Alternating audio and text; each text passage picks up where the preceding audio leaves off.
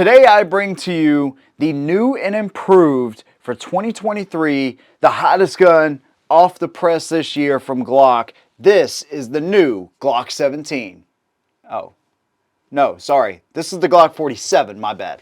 And today I'm going to show you what's new about this gun, where I think this gun fits best. We're going to do a little comparison. I'm going to take it to the range, talk about pros and cons, and give you my overall opinion of the new Glock 47. Let's go ahead and get right into it. Now, this gun is actually really not that new. It came out in 2019, but that was for Border Patrol agents and customs, so all we could do is MB from a distance, but now the civilian version is here. So let me go ahead and talk about what the Glock 47 is.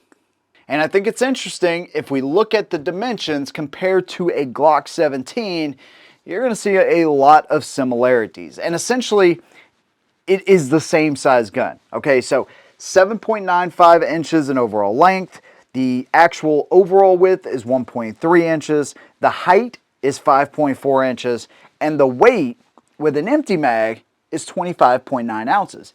The only difference from the 17 MOS, at least, is the weight with an empty mag on the 17 is 24.8 ounces. So it is a little bit heavier by an ounce roughly than the 17 MOS, but for all intents and purposes, it is the same size gun. Hey, big thanks to GunSpot for sponsoring today's video. If you're not familiar with them, think of it as a place where a bunch of gun-loving people can come together, check out a lot of cool videos, their blog, and it's actually an auction site as well. So hard to find items, new items, whatever, it's all in one place right there. And they do not raise their rates unlike some of the other companies out there. Sellers literally pay $60 for unlimited listings. There's no hidden fees, and you never pay out-of-state sales tax either, which is always a good thing. So if you want to see some really cool videos, join their community, or check out some of their auctions, check out gunspot.com. Features. One noticeable thing is they actually have a shortened dust cover right here. You have front and rear slide serrations, standard Glock sights. Of course, it is optics ready. It only comes with one plate though. So if you need additional optics plates, you're going to have to buy those. You have your slide stop, which is ambidextrous, and then your Gen 4 style oversized magazine release is reversible. It does come with additional back straps if you want to add more width in here. And then of course it has the Gen 5 no finger grooves right there. It comes with 3 17 round mags, and of course it's compatible with your 33 round mags and all that good stuff, so that's pretty cool. There is a good article from guns.com talking about that shortened dust cover, and essentially that gives you a lot of compatibility with your other Glocks. So it can run the shorter Glock 19 recoil system, and so if you have a 17 Gen 4 or 5, a 19 4 or 5, a 19X, or the Glock 45, you can kind of swap parts around. So let's say, and the reason you would do this obviously is because if you want to go from a full-size duty gun to a more concealable 19, you can do that. Let me show you. Break it down. Boom, boom, boom. So now I got myself a 17 round, essentially a Glock 19X. That's black, right? Or I could take my 47 slide, put it on my 19 lower, and now I got a longer slide version of the 19.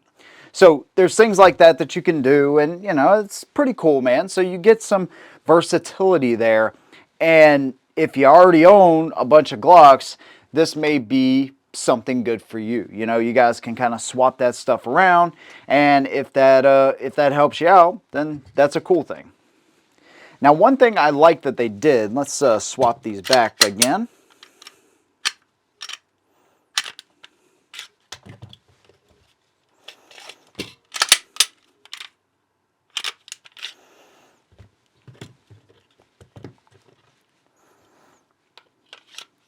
By the way, all the internals, Very familiar with what we've seen over many examples, right? Nothing's really changed there.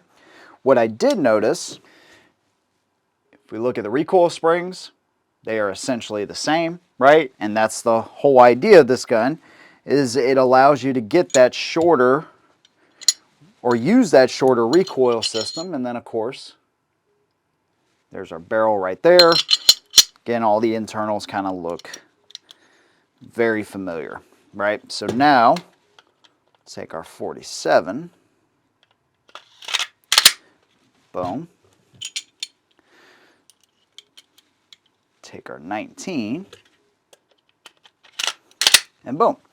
So one thing I like that they did, you'll notice on the Gen 5 here, it's got that little cutout right there, which will aid in you actually being able to pull this out if it was stuck for whatever reason.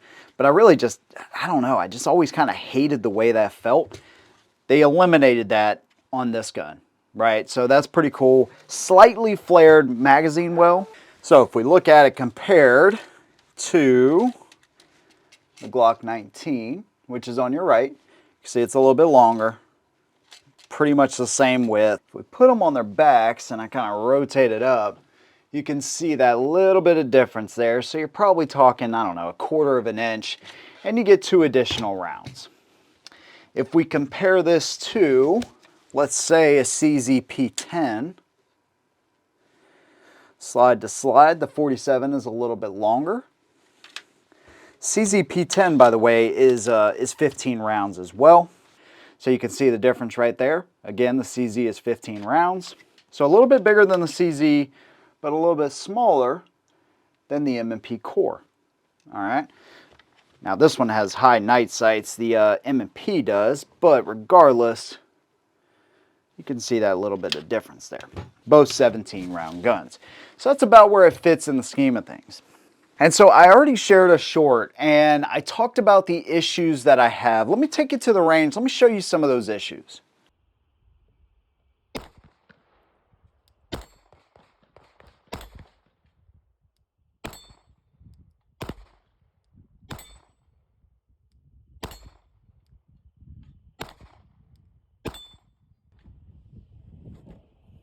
Show that. All right, so this is within the first 100 rounds now, so I'm not going to give it too hard of a time, but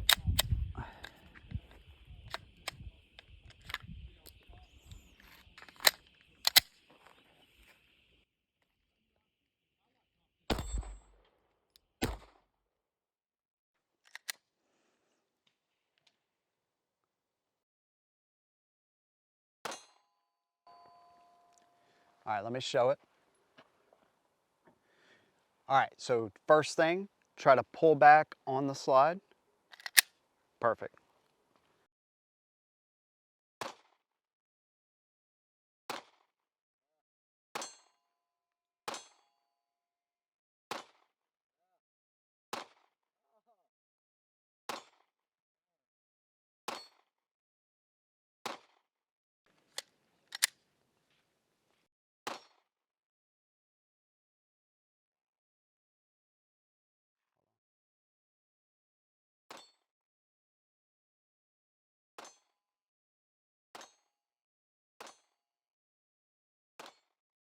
All right, so we've had 6 failure to fires with the Glock 47. So to ensure that it's the gun and not me, what we've done is I'm running 115 grain Fiocchi. I cleaned the gun, which normally I don't clean a new gun, but I went ahead and cleaned it, got just a little bit of the copper that was in there. There wasn't that much in there, but regardless, I cleaned it out. I'm gonna run this 115 grain and then I'm gonna try 124 grain MagTech. I see no reason why this wouldn't run 115. So now that we've cleaned it and all that, let's see if it'll run better.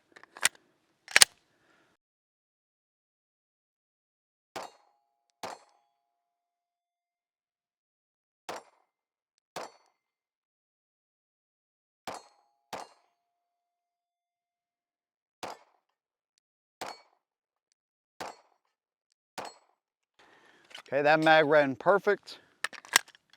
This is 124 grain MagTech.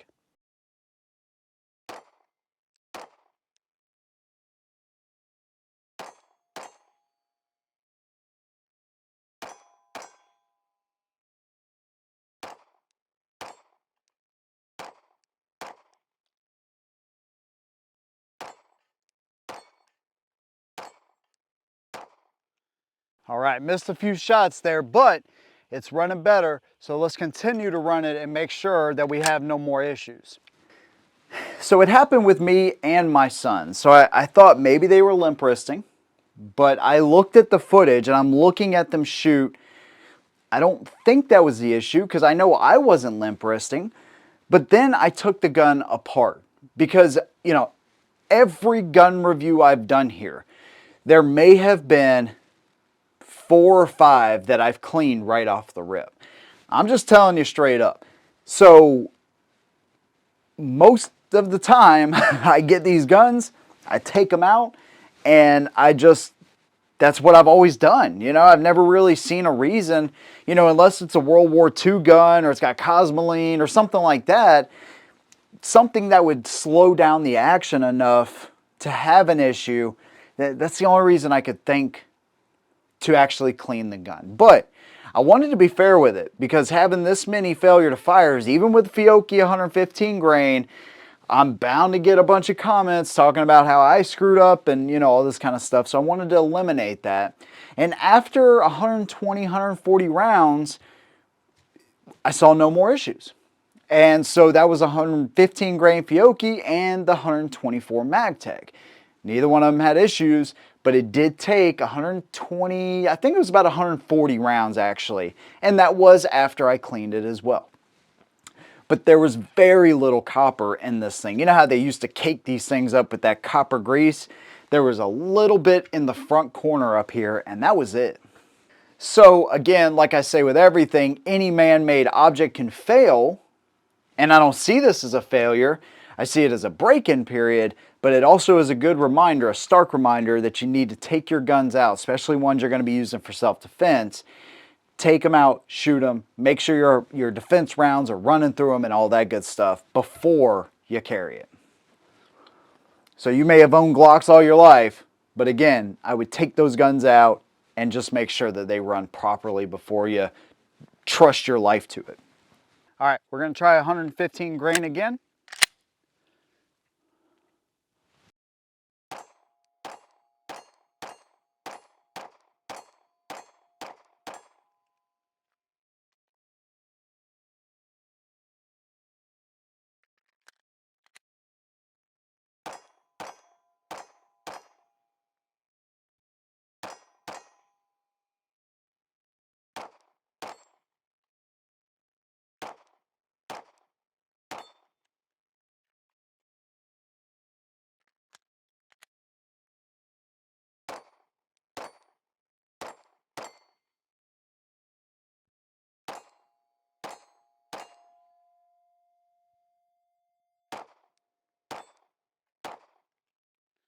All right, so if you're familiar with my channel, you know that I don't shoot Glocks the best, but what I will say is it is fairly consistent and it's running much better now that we've cleaned it and we got past that 100 rounds. Again, even with Glocks, I've never cleaned them on the first shot. Now I know somebody's gonna say, oh my God, I can't believe you did that. You created the 8th biggest sin in the world, but almost every gun I have, I never clean it before I come to the range. Point being, it could have been a first 100 round thing, or it could have been just cleaning it, but it's running much better now.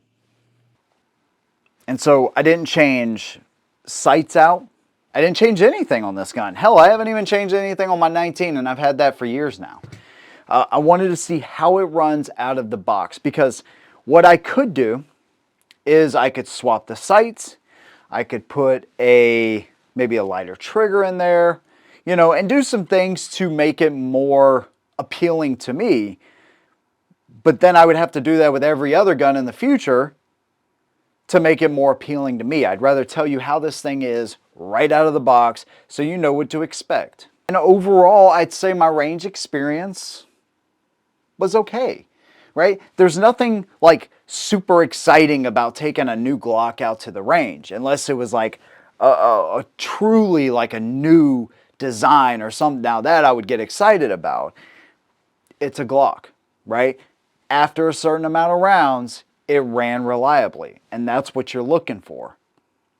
It did throw me off having those issues, but I've never been incredibly accurate with these things.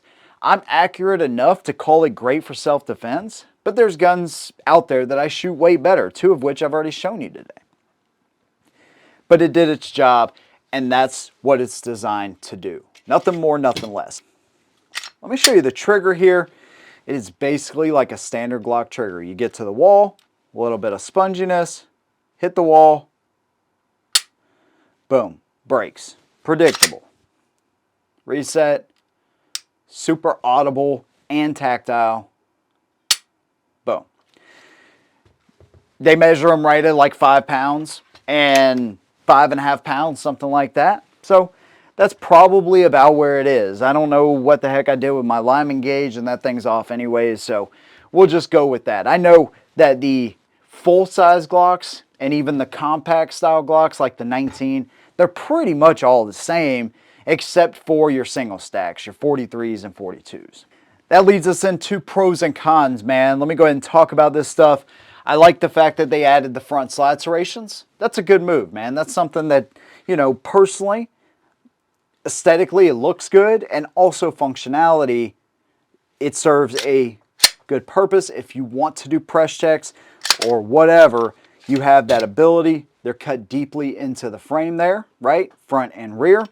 I like the fact that it's an MOS as well. You can simply add your optic. I like that they shortened the dust cover to make it compatible with the other models that we've talked about. I am a fan of them eliminating this right here. I just always kind of felt like this was maybe a little bit uncomfortable, but more unnecessary than anything. And overall, once we get to 1,000 rounds with this thing, and assuming I have no more issues with it, it's a Glock. It's a Glock you can interchange with your other Glocks. What about the cons? It's a Glock. No, I'm kidding. I mean, there's nothing super exciting about it. It's designed to save your life, and that's what it's going to do, okay? I don't like the fact that they only give you 1 plate. I mean, it's kind of crappy, dude. I know when I bought my Glock 19 Gen 4, I know they sent extra plates with that one, but regardless, different time there. The sights, you knew I was going to mention it. If you're familiar with my channel, you knew it was coming. These things are garbage. I don't know why they don't change them. It is what it is, though. There's a whole aftermarket for pretty much anything you want for this gun. You can get it. Also, the grip angle. This is one of my biggest issues shooting Glocks. And I feel like if that grip angle was more like a Smith & Wesson, I would shoot it so much better, dude. It's just, you know, when you go to draw this out of a holster, or you bring it up from, you know, low ready, if you will, there's always some adjustment that I have to do when I bring this up to my eyes, okay? And it is because of that, those ergos, and it's that grip angle, man. It just throws me off. Now, with time and enough practice, if I shot Glocks a ton, anybody could get used to it. But to me, it's not one of those guns you're going to pick up instantly and be like, oh my God, this is the best thing ever. It's something you really kind of have to adapt to. But if you're willing to do that, you're generally going to get a gun that you know is going to go bang every time you pull that trigger. So overall, man, if I had to grade it for what it is, a tool designed to save your life, at this point, I think I'd go like 8 out of 10. I really want to get to that 1,000 rounds and just make sure I don't have any more issues. I know somebody's going to say, I messed up and this happened and all that. Okay, whatever. But, and I'm willing to take that blame if it's on me. I don't think this was on me, man. You know, I really think it just needed a break-in period. Hopefully we won't have any more issues. But if we do, I will keep y'all informed.